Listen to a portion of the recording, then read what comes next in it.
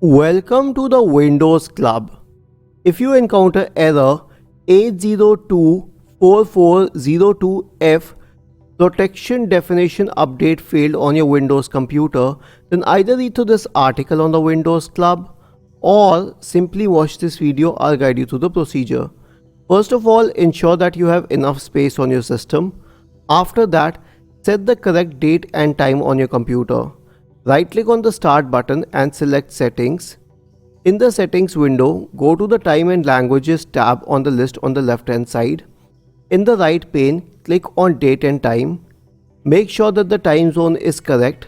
After that, click on Sync Now.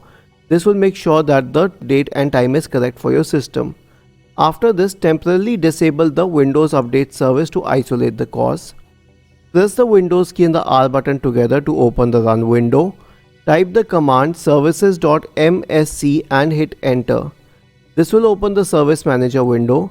Now scroll down to the Windows Update service, and since the list is in alphabetical order, it would be easy to find.